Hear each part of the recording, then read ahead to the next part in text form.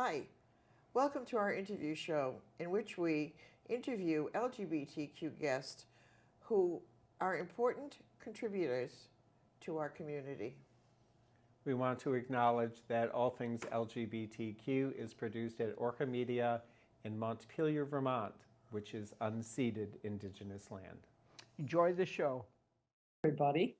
I'm here with a distinguished trio of editors and publishers of a new exciting publication coming out of Brooklyn called WIM, WMN Zine.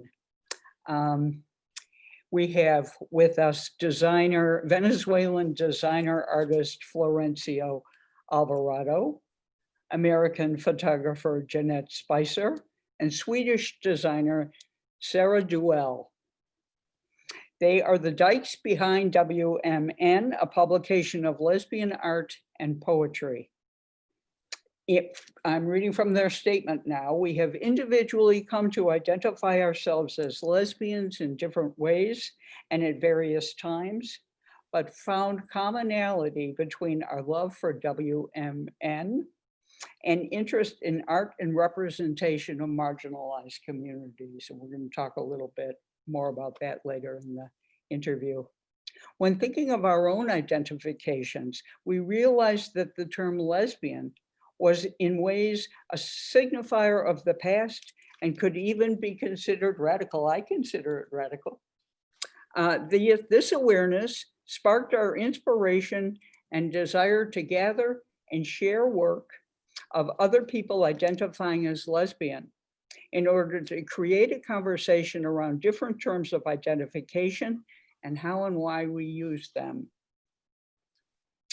This zine is meant to provide a much needed space to show the intimacy, struggle, wonder, and everything in between of what it means to be a lesbian in this political climate and time. What an exciting project. Now we have three editors with us, and I'd like to give you a little more specific information about them individually because they're distinguished figures in their own rights. And then we'll start talking about the zine. So let's start with Sarah Duell, who is a Swedish designer who works at the intersection of art and graphic design with a focus on visual literacy and social justice. She also writes about the hidden politics of visual language. Florencia Alvarado is a Venezuelan visual artist, photographer, and designer based in Brooklyn. Everybody's based in Brooklyn, right? At this point? Yeah. Okay. Her work explores post-photography, feminism, the body, and the deconstruction of photography through digital art and collage. Jeanette Spicer is an American visual artist working with photography, video, and mixed media. Her work raises questions around intimacy, the lesbian gaze, physical and psychological boundaries, and the body as it relates to space. Welcome, everybody. Thank you. Yeah. Very exciting. I have looked at the two issues that you brought out, and I have to say they're very elegant. Will you mind showing them? Yeah. One is called Seasons of a Dyke, and the other Show Me What You Got. I love those titles, but they're so elegant. When I see that you've labeled the publication as zine, I became confused because, of course, many people think of zines as stapled, mimeographed manifestos that circulate on the street. But when I looked up the definition, I have discovered that the descriptor fits perfectly. A zine is, according to Google, is a not-for-profit with a targeted audience, limited editions, and it reflects the editor's vision. That corresponds with what you're doing, wouldn't you say? Absolutely. Yeah. You were founded in Brooklyn. Of course, my first question is, how did you happen to get together and decide to do this? Well, I think Sarah and I were first discussing having a lesbian publication and just, well, really first discussing more the lack of the term lesbian in kind of mainstream culture and media and just conversations in the queer community. And we feel like it's a term that people maybe shy away from, especially since the term queer has sort of regained a big following recently. And so we were just thinking about that as a concept and as lesbians and as artists, and how could we try to promote the term more, try to support people who identify as lesbian and were interested in other artists. So we thought maybe we could create some sort of platform, artistic platform. And then we, thinking about the fact that we do have a lot of privilege and we are living in a space that is filled with 8 million people and has a pretty big art platform and a lot of support here. We didn't want to just create another lesbian publication that focuses on, maybe younger lesbians living in a city that's already has a huge art scene. So we wanted to think about how can we use our privilege to support other people who might not be in positions to be quite as supported as we might be artistically. And then we spoke, I don't really remember, with Florencia to see if she might be interested in joining as well, as someone who's a photographer and a designer. So I thought it would be a nice sort of mix of different backgrounds and different visions and different artistic interests. And that's really how it started. And we would meet at different people's apartments and chat and have some dinner and go over how we want to get this thing started and what we're interested in focusing on. And then we kind of proceed that way, like still to this day. COVID, of course, has created a little bit of, challenge, but we usually do Zoom meetings, or sometimes we will meet at a distance in person. So we're still really keeping up weekly or monthly meetings. And it's always kind of a focus on something different depending on what we're working on. But that's really how we got started, and then that's our process. How do you solicit individual contributions? So we do, for each issue, we have a theme, and within that theme, we use that in public open calls that are usually spread through social media and through word of mouth. We've found that is the most effective way. And yeah, so it's primarily through word of mouth. And we do some outreach to help get some sense of, yeah, just to if there's people that we look up to or that we know of who are in the group that we are trying to solicit from, we will ask them if they want to contribute or if they know more people that might be interested in contributing. I discovered you because I'm Facebook friends with Jeb, and I've been following her work for years, and I'm a great fan of her. And she posted that she was being published in your zine, and it was just a pleasure to discover you and read what you're up to, and the lesbian focus, the whole 9 yards is great, I think. Let's talk about your limited edition. Oh, that's wonderful. But pardon me? I know the other, I don't want to be too specific, but why not? The other Jeb photograph is of the founders of Kitchen Table Women of Color Press. And that really resonated with me. That's a good one too. That really resonated with me because I was at that conference where that picture was taken. I was so excited. I know. So, pardon me? Oh, sorry. Here, this is that one. It was a beautiful day in DC, and there was such promise in that series that they brought out. I have an abiding interest in women in print, as you can tell. But I love it. Let's talk about the limited editions, if we could. You start your first issue sold out, and then you had to do another run. Is that correct? Yeah. So we were.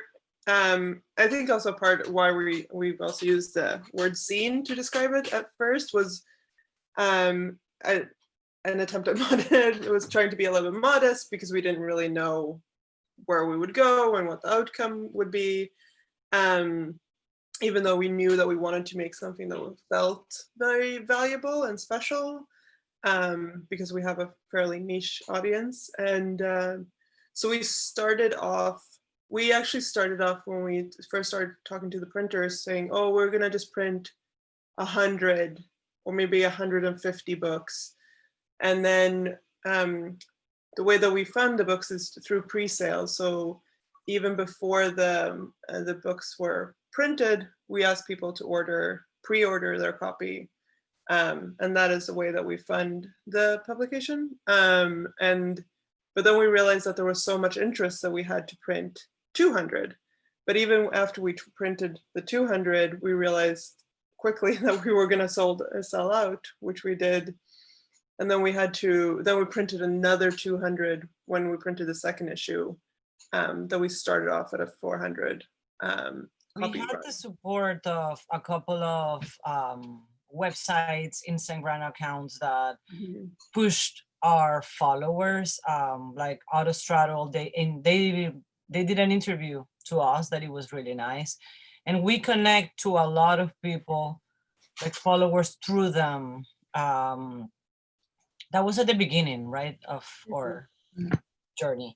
And then we also had another participation with another lesbian digital, very popular platform online. And that also gave us followers. And that's a really easy way to connect with people who's interested in a target account information. So yes, I mean, because of our followers, the people who support us, that's how we been doing the sales, the sales. Well, it's so elegant that before I looked up the definition of zine, I was thinking, you might have called it journal and so forth, but zine has a really populist flavor too that fits with your goals, I believe. You publish twice a year, roughly? Yes. And you have theme issues. The first issue kind of focused on rural lesbians, and the second issue, Show Me What You Got, is lesbians of a certain age, 55 or older. Why theme issues and not, are you wedded to theme issues for the rest of your publication history? Well, I think the theme sort of is, the term theme shows up differently in both of the issues.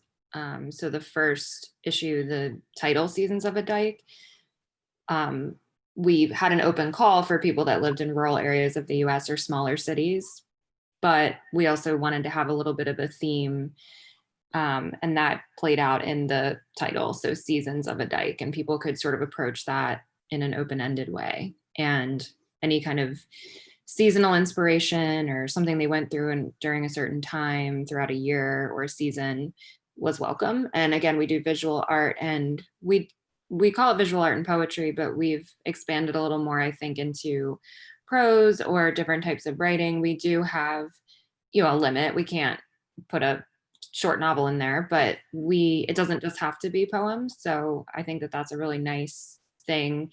And so I think for now we're pretty aligned with the theme, because it sort of inspires the title, which then inspires the design. And it really, I think, is the foundation of what makes it interesting and artistic for us, because we're doing the design, but I think it's pretty fun to come up with the title and the theme to sort of, show me what you got. You might see that in a store and you might not know at all what this is about. Seasons of a Dyke is maybe a little bit more forward, but I think we'll probably play with words and play with design to see what makes sense for the issue so that it's seen in the best light. And that really depends on the theme. But yeah, I think the themes are fundamental for us. And very exciting too. We have with the one that we're working right now, we knew that we made lists at the beginning. Remember, we made a list with like lots of stuff that we were interested. And there's so many things that need to be, Yeah. addressed and Mhm. get more light and information and discussions. So it's just it's good for us also. The theme sim is very interesting because we get to learn through every different specific things that we are committing. We learn, and that's one of the most important and rich part of the process for us, I think, too. Well, you're self-supporting. So would you mind telling us a little bit about how you raise funds to bring out each issue? So as we mentioned before, we primarily do pre-sales. So as we are announcing the issues or we're closing up the issues, we ask people to pre-order copies. But we have also just recently started selling t-shirts as well as handkerchiefs as a nod to the On Our Backs flagging handkerchiefs in 18 different colors you can wear in your back pocket. Or not, you can use them however you want. In them many ways. You can use them in many ways. And so that has, selling the books and selling the merchandise have helped us sustain ourselves and the project. And the audience can purchase this merchandise by going to wmnzine.com, correct? And there's a whole lineup. Yes. Also in our Instagram, we are updating with news and collaborations with some other platforms or stuff. We got an invitation to design like a special t-shirt recently. So we are selling through also a t-shirt, like a special design through them. We are full of ideas. That's wonderful. So we are always trying to update stuff in our website and social media. Just everyone can follow us there and get to know more of our little and big projects. Well, the interview time is elapsing, but before we go, I'd like to ask each of you for a final message to our audience. And before you start, thank you so much for coming. This has been great. Thank you. Thank you.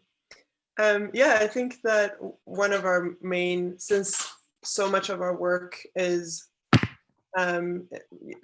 relies on support, like just followers and support and word of mouth and people talking about the project. I want to encourage everyone who sees this to follow us on Instagram, follow our updates on our website as we release the open call for the next issue to spread the word about that issue. Our open calls are always free, so when whoever fills the criteria that we set for each theme are welcome to apply. You're also welcome to email us if you have any questions. All that information is on the website. Very good. Yeah. We also have a website that we are like a feature, like a kind of a blog that it's growing with collaborations from writers or interviews, filmmakers. We want to also grow we want to create an archive there, like a digital archive. So that's another thing. Maybe sometimes not everyone feels on the open calls team, but we are always accepting and very open to publish and take a look of poets, writers to publish them in our website.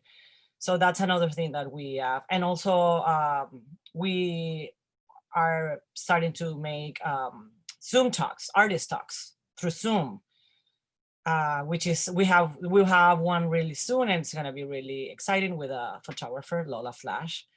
So that's also a very interesting. We want to get more involved into more educational stuff digitally, via Zoom because of the circumstance, but it's also like a new way to connect and promote some other lesbians, folks, friends' works.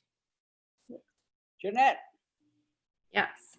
So I'll probably just go off of what Valencia and Sarah already said, which is all of those things, but also and the artist talk is on November 17th.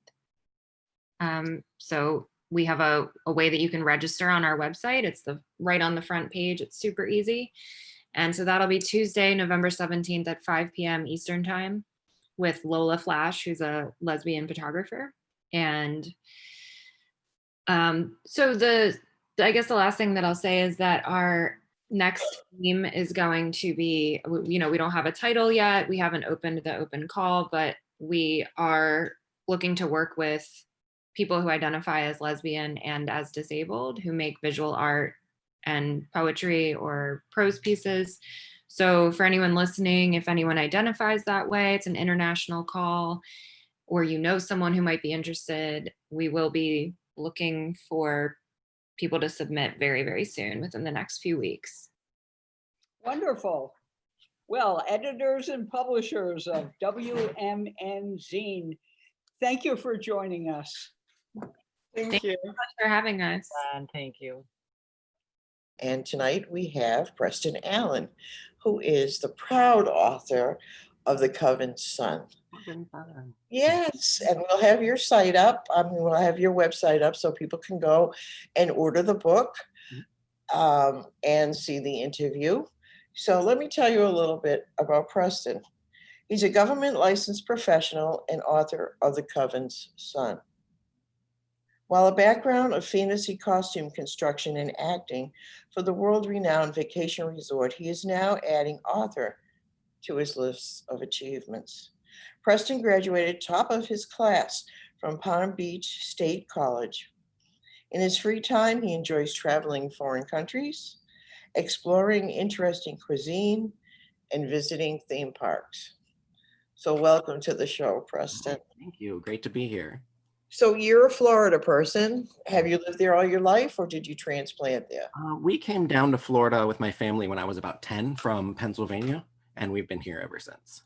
Okay, and you've been mostly in the Lauderdale area, and I was in South Florida in West Palm Beach until I was about 21, and then I moved up to Orlando, which is where I'm at right now. good. Well, that accounts for the theme parks, maybe. Yes. Yeah. Control. So did you always think of yourself as a writer, or is this something that sort of came to you later in life, or? On and off. When I was growing up, I always had like interest in writing short stories and things like that, but I never really pursued anything. And there was a large gap where I really didn't do anything at all. But definitely from around, I'd say probably 10 to about 20 is when I really was interested in it. And then you kind of just came back to it? Yeah, I came back to it after a conversation with my husband, who really pushed me to get this book out, because I kind of started it when I was 17 and just never did anything with it. Yeah. Well, it's out now, and it sounds just incredibly interesting. Mhm. So you did fantasy costume construction. Yes. And what was that about? Was that like for horror films, or is that It was for competition. Uh-huh. It was at the cosplay conventions, but back when I was doing it, I think honestly I might get some slack for this, but now it's more of a popularity contest rather than it is about construction of the actual costume itself. But back when I did it, it was really about hand making garments, and so I believe it's 6 awards for construction of those costumes. And what were they, like costumes for? They were from like comic books or Japanese anime or video games. Anime, yes, I know Yeah. that. Yeah. And you graduated from Palm Beach State College. Mhm. Was your major in English, or did you? No, it was have- cosmetology. Really? Yes, I am a makeup artist and hairstylist. Great. And that accounts for the costumes too, right? I mean, Yeah, anything artistic related, I was always into, and I did all the wigs for the costumes to match the characters. so is there an LGBTQ theme in your book? There is a lesbian character who is the owner of the metaphysical shop where they buy all their supplies. Uh-huh.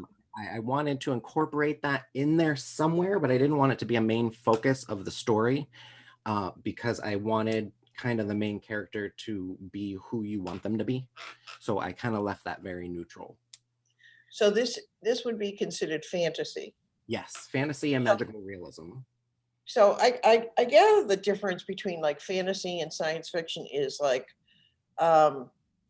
making up your own countries and your own, not that science fiction doesn't do that either, but I'm always a little, can you explain, do you know, like, what is the difference between science fiction and fantasy?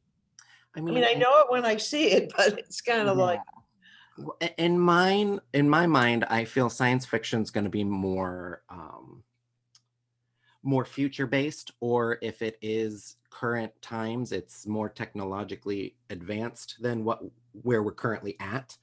Whereas fantasy is more of like that magical, fairies and mushrooms and dragons and things like that. Whereas the sci-fi would be more of like the outer worldly and scientific aspect of things. Yeah, that's what I was, like I was thinking, it's kind of like a combination, but I think it's probably more science fiction I think of as like machinery and stuff too. Like and things like that. Yeah, and like technological advancements from other planets and galaxies and things like that. It's funny that you mentioned that because just yesterday I found that the book was actually categorized. I think it was on Apple Books. It's categorized under science fiction fantasy, and I had never seen my book under that category before. Well, I guess, it could probably fit into both, but I think of fantasy as kind of like creating spaces, creating worlds and people within those worlds. And, it doesn't necessarily be even recognizable as Earth, although it could be. Yeah, that is entirely possible. Mine is definitely set in our world, but it's kind of like a world no one else sees. So you want to write another book? Is there going to be a series or is this? Yeah. So the idea is going to be every other book will be a sequel to this one. So the one I'm working on right now is going to be its own standalone, unrelated to the Coven Sun. And then based on the success of that, we'll do a sequel to the Coven Sun. And ultimately, the goal is a trilogy for the Coven Sun. So could you tell us a little bit about the book before you read for us? Sure. So the book is basically, it's about the first witch that has been born as a male in over 250 years. When you think of witch, you think of generally it's women with the hats and everything with the cloaks. And who categorize men as warlocks, which is actually historically inaccurate. So warlock is actually a witch who has almost betrayed their coven and gone solo. So it's technically not gendered, and a lot of people call men warlocks, even though that's incorrect. And so I wanted to kind of put the world of witches into a male perspective, rather than having it so much female dominated. But in this world, it is female dominated, so they don't know what to do with the first witch that's born as a male. Huh. And so that's basically what the theme of. Well, that's really interesting. I had no idea that, I always think of male witches as warlocks and not as witches. So is that come from like a Celtic tradition of, or like, why do we get the idea then that, is it that it was just women, like it seems I know the warlock thing stems from Hollywood's kind of vision of what a male witch is. I actually don't know the history of them being just women off the top of my head. I believe I've read it once or twice as to why, but no, I don't actually know the answer to that. Yeah, probably it's like just some historical thing that just got distorted. More than likely, whatever, and because when we think of witches, we think of like, I don't know, witch burnings and, Yeah, exactly. Yeah. Yeah. Okay, so would you like to read us something? Sure. I will read the prologue. That way you can get like a basic idea to set the pace of what the book's about. The room was alive. Tables shook, lights swayed, instruments fell. The delivery nurse, with long painted nails and sweat dripping from the tip of her nose, steadied the wailing woman from falling off the gurney. She lifted the arm rails and clicked them into place, providing the laboring woman with something to hold on to, giving her bruised hand some relief from the woman's vice-like grip. The other two nurses awaited further instruction from the doctor, who steadied himself at the feet of the patient, looking more like he was ready to catch a football than a baby. "Hold the gurney steady," he instructed one of them. The floor trembled as the earthquake gained strength. The door to the room swung open. It was the father. Without a word, he ran to the woman and wrapped his arm around her and wiped the dampness from her forehead. Plaster from the ceiling flaked onto the floor all around them. "Nurse," the doctor yelled as he reached for the platform of tools on wheels that had just rolled out of reach during the commotion. The nurse hurried back to the table and put it into place. The panting woman screamed for her hospital bed, despite being comforted by the father of her baby. She wanted a natural birth, free of any forms of treatment that would ease her pain. She wanted her baby untouched by pharmaceuticals that could be transferred into the child's body from her own.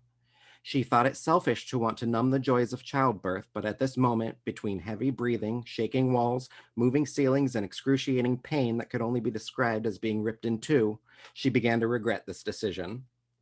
"One more push," the nurse with the long, seemingly out-of-code acrylic nails said, urging the soon-to-be mother. With one final blood-curdling scream, the woman pushed her baby completely out just as a blinding flash of lightning cracked across the sky from the window on the far end of the room. There was a deafening pop as the cabinet just behind the doctor tore halfway from the wall and crashed onto the foot of the nurse holding the bed still. She screamed in pain. "It's a boy," the doctor said, clearly relieved that the ordeal was over. "The first baby I've ever delivered during an earthquake." He smiled, obviously exhausted and shaken. The father beamed with pride on seeing his new baby boy for the first time. The doctor handed the woman her baby as the nurse tinkered with the fallen cabinet, mustering the strength to move it from her colleague's foot. "What is this made of?" she questioned as she struggled to heave the cabinet off. The doctor glanced back. "Oak," he said as he turned back to the parents. The father smiled and shook the doctor's strong, clammy hand. The mother's long strawberry blonde hair was plastered to her forehead from sweat, but a weight was lifted from her shoulders. She held her baby in her arms, knowing full well that the earthquake they had experienced was not natural. It was her son. Wow, that's awesome. Thank you. Well, thank you for coming on the show. We really appreciate it. And please buy Preston's book. It sounds awesome. And we'll look forward to reading it. And when you do your next book, I hope you'll come on again. Oh, great. Yes, I'd love to. Okay, thank you. And good luck. All right. Thank you so much. Thanks for having me. Bye-bye. Bye-bye.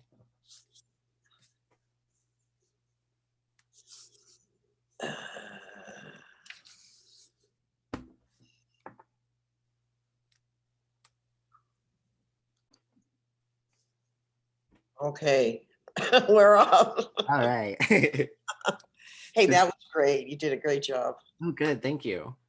And it's going to be on not this week, but next. So I will send you the video so you can put it around or do whatever you like with it. And we do put it up on the Florida site, which is where I think we saw you. Oh, yeah. Yeah. And we put it all over the country. So hopefully, you'll get some play. Yeah. And I'm certainly That'd going be to good. get it. I love fantasy and I like horror also. And less science fiction for some reason. I don't know why, I'm not a big science fiction person either. but I think I first started reading fantasy with some of the early women writers were doing some fantasy, like what was the one where it was King Arthur's court and Morgan? Do you know about that? It was written about in the perspective of Morgan in King Arthur's court. And it was this whole fantasy world of her and King Arthur, and I really enjoyed that. So I sort of got into fantasy then. But anyway, good to see you. Yes, nice To to meet meet you. you. Someday we'll be in Florida again, we hope. My cousin lives in Orlando, Oh, okay. and we have friends who live in Lauderdale, so we go down there frequently. Oh, yeah. But how far is Orlando from Lauderdale? It's a good distance. It's probably about 3 hours. Do you have a big gay scene around your place? I know you had Pulse and all Yeah, that. we but- had Paul. So that really brought everyone together. And yeah, that completely changed Orlando, like big time. I can imagine. And like I just read recently that another bar closed in Orlando. I can't remember the name of it. It was one of the oldest bars in Florida. Oh yeah, Parliament House. Parliament House, yes. Yeah. Yeah, they didn't make it. Sad to see that go. But are there any other places to hang, or is it kind of just? Yeah, there's the big place that kind of replaced Pulse is called Southern Nights. Uh-huh. And that one just really replaced Pulse. They took all their bartenders in and all their security guards and everything, and they all work there now. Oh, great. Okay, Preston, we'll hang in there. All right. Enjoy Thank your you. cooler weather. Yeah, oh, I can't wait. Please send some of the warmer stuff up here. Yeah, you can have it. We have a friend who lives in Plantation. Yeah, okay. There was a lot of flooding down there. Oh yeah, they got hit by that storm. Did you? No, not really, because we're so centralized. We just got a lot of rain, but that's it. Mhm. Well, enjoy the amusement parks. I haven't been to Disney since, I don't know, my kids were really little. Oh wow. Well, now's not the time to go anyway. So. Yeah, no. Take care. All right. Thank you. Oh. Bye. During the final days of the most recent legislative session, there was a new group within the legislature that looked at coming together and actually doing some important work. And it's the Social Equity Caucus. And this was part of their mission statement. The mission of the Social Equity Caucus is to focus deliberately on improving outcomes for marginalized peoples. It is not enough to get rid of institutionalized inequality. We aim to institutionalize equity and inclusivity. So to talk with me about this caucus and how it's going to work and how we could get involved, please help me welcome back to All Things LGBTQ, Representative Emily Kornhauser from Wyndham 2-1. Welcome, Emily. Thank you. It's so nice to be here with you-ish. As much as we can these days. As much as we can. It's good And to it's been see a you. long time since you've joined us. It has. So So, first, yeah. I was going to say first, congratulations on your reelection. Thank you. I understand you might have had some nominal opposition, but first and foremost, what was it like trying to do a campaign in the era of COVID? So it wasn't just doing a campaign in the era of COVID, which has its own serious complications. It was also doing a campaign while we were legislating. So usually the legislative session wraps up in April or May, and then we have the whole summer and fall to campaign, but we were still legislating through September this year. And so there are more ethical quandaries that get wrapped up in that process, but also just, we're a citizen legislature. So many of us, myself included, had a job. And then there's campaigning and legislating in a pandemic, a lot of extra constituent service, especially around unemployment insurance access.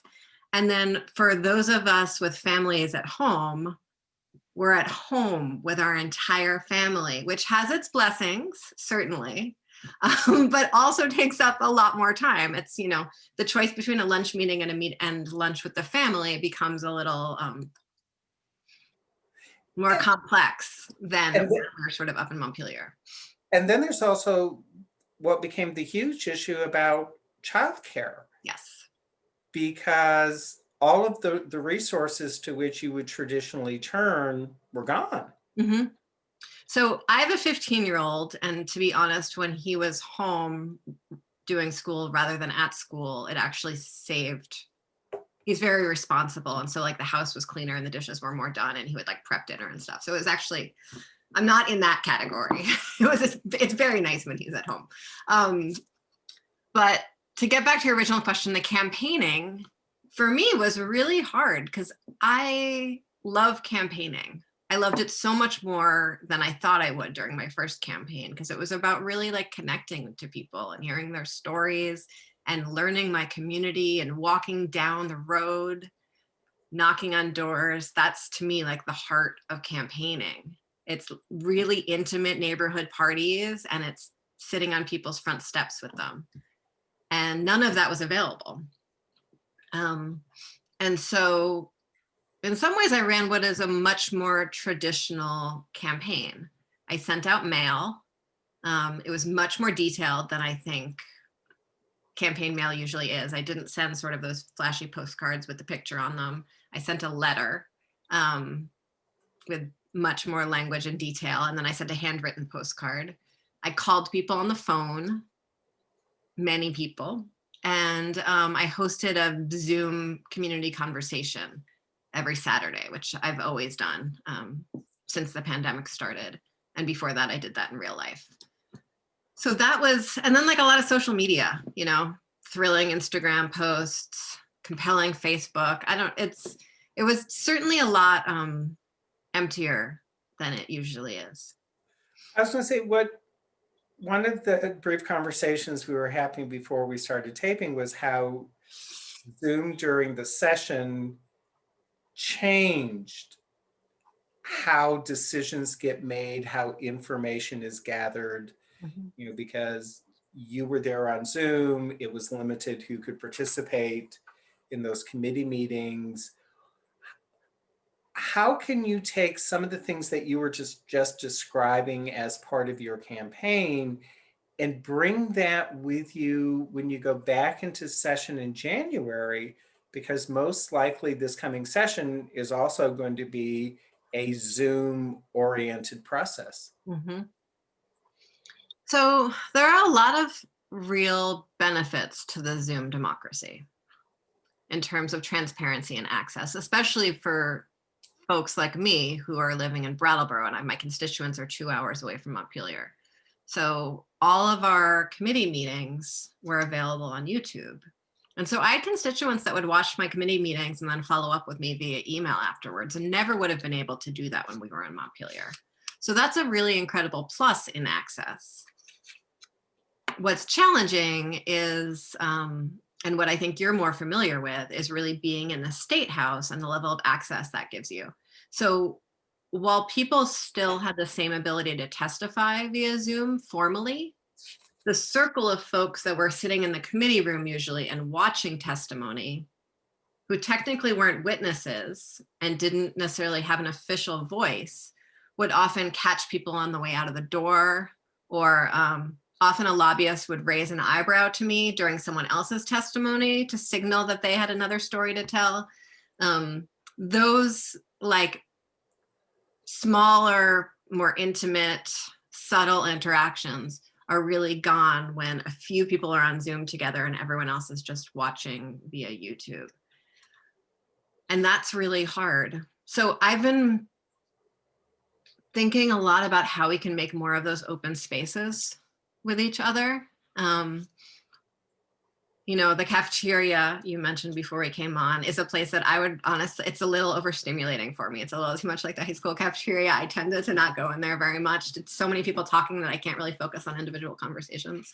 But I think we can make more open Zoom spaces like that with each other using technology. So maybe that's just like every day from 12:30 to 1:30, there's one open Zoom room that people can pop in and out of to see if they can find each other. Or maybe that's like an end of the day, 5 o'clock, like people can all go into a Zoom room with a cup of tea or a drink. So like decompress at the end of the day and find each other. There's, you know, technology like Slack that a lot of offices use to keep sort of, you know, ongoing different conversations going. So there are opportunities for that. I was on a fairly large Zoom call yesterday, and I was texting with a friend of mine during the Zoom call, and a third person who was in that big Zoom call texted us both and said, I can see that you two are making each other smile. And she'd like noticed that the smiles were sort of like on a timed back and forth as if we were texting each other. And so I think there are, when we give into the technology a little bit, I think there are more opportunities than we think at first, but it still is. It's really hard. And it's in some ways it's a lot more vulnerable. So you had also mentioned that in addition to all of the social networking that you were just referencing, that you're also doing a weekly Zoom presentation. Can you tell me about that? Yeah, so it's called the Montpelier Happy Hour. I started doing it with a local reporter named Olga Peters. She had a regular radio show in Brattleboro for a long time. And right after I was elected, she left that radio show. And we had been planning on having me come on, every 2 weeks or so to just talk about politics. And when she left that radio show, we said, well, and she actually went to work for our local weekly, The Commons. We said, well, maybe we should make our own thing. And so we have a weekly show. It's called the Montpelier Happy Hour, because we originally would talk sort of at the end of the day on Fridays, and we'd have a signature cocktail, and it was very exciting. Now it tends to be really early in the morning on Fridays, and so we toast our tea and coffee cups. But it was originally on community radio, and then we turned it into a podcast. And since we've been in COVID, we started using Zoom video. And so I put it up on my YouTube page. We do a Facebook Live event of it, and we send it to our local community television station, and they turn it into a TV show there. So that's been really fun. It's an hour long. We talk about sort of the stories and theories behind legislation that's happening, and try to really unpack the Montpelier. Pulling the curtain back, and Exactly. this is what the wizard has been up to. Okay, so building off that, tell me about the Social Equity Caucus, because looking at the narrative that I got sent via Fair and Impartial Policing, this is something that our communities would be very interested in, and there's already a work group in process. Yeah, so the Social Equity Caucus was started about 1.5 years ago by Kevin Coach Christie, who's a rep from Hartford. Black man, he's been in the legislature for quite a long time. He's on the Judiciary Committee. And I think he originally invited people who he knew identified as part of some marginalized population. And so I don't know if I was invited for my Jewishness or my queerness. I never asked him. Or because you're a woman. Or because I don't think it was because I'm a woman, because it wasn't. There were other women who weren't invented. I don't really know. I never asked him.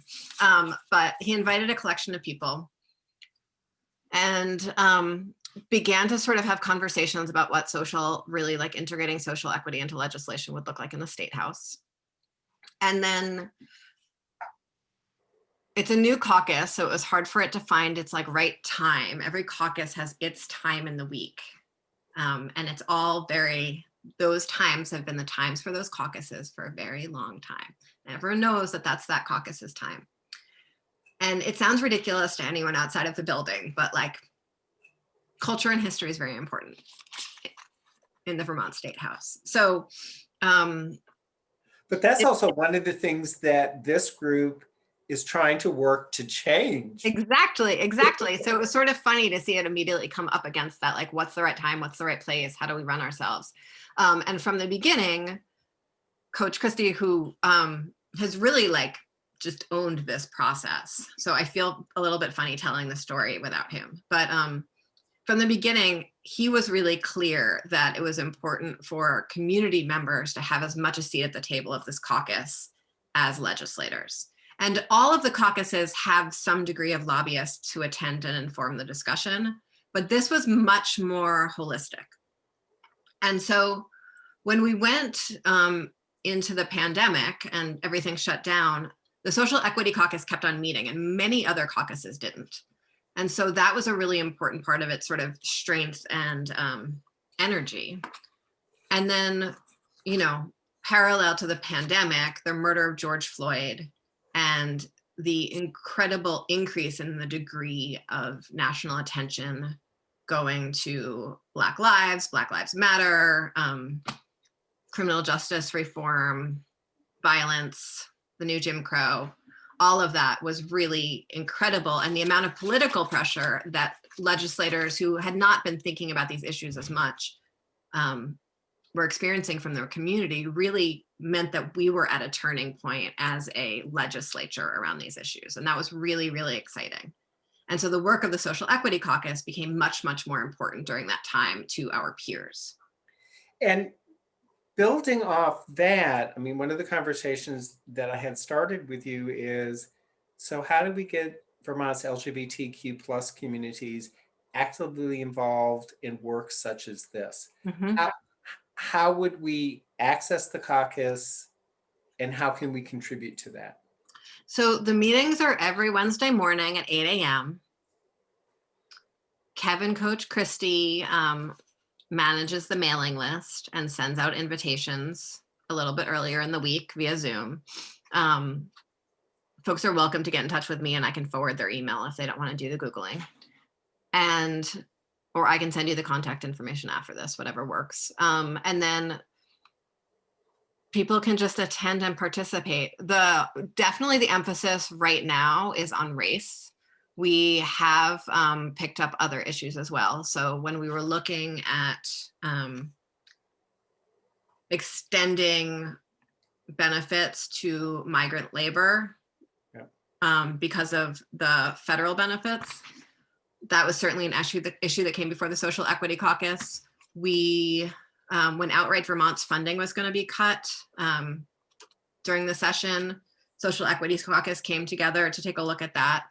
And so issues when they come through that are relevant, the Social Equity Caucus definitely picks up.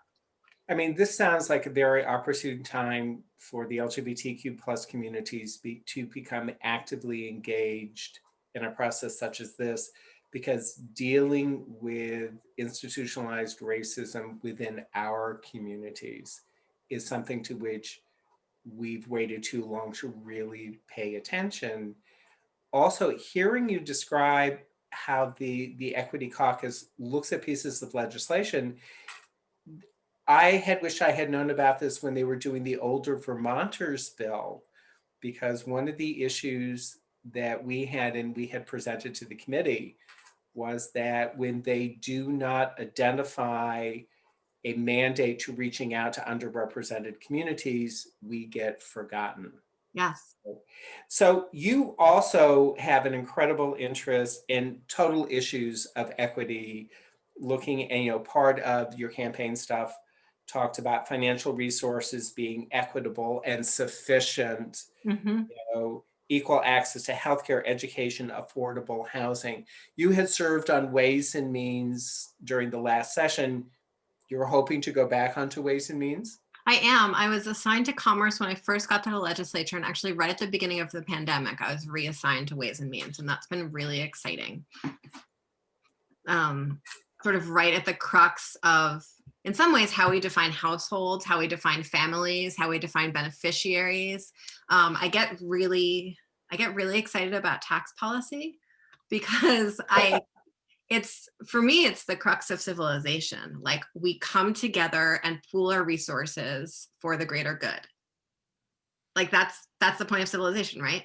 And so that's taxes. And so talking about taxes in that way, I think, is really important.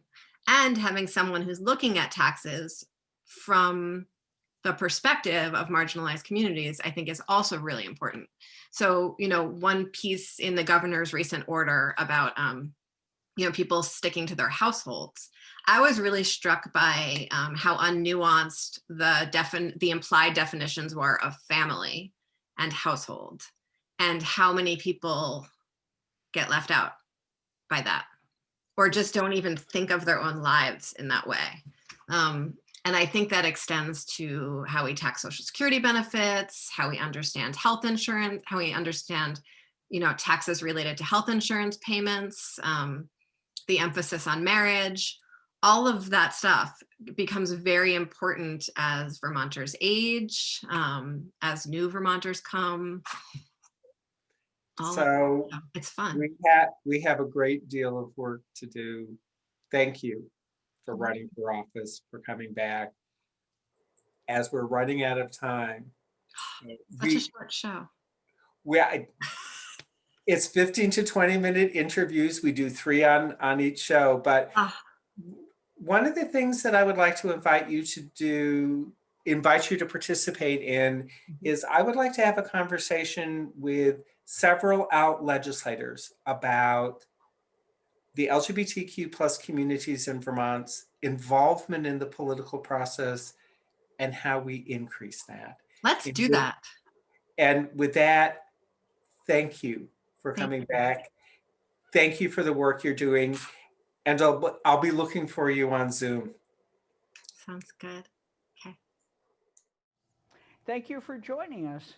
We'll see you in 2 weeks, but in the meantime, resist.